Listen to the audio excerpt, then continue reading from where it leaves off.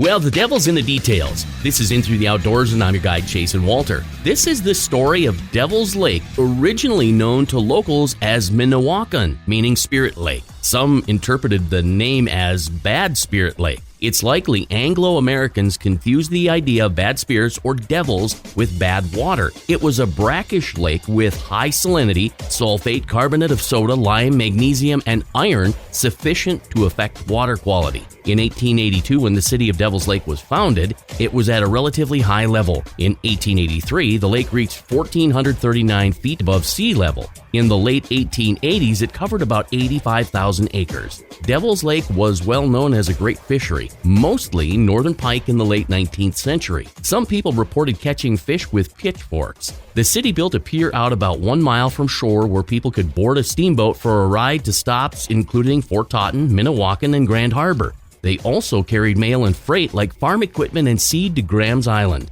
After 1883, the lake began to drop. By 1889, the steamboats had to stop hauling freight. The low level of the lake's water would not allow boats to carry heavy loads.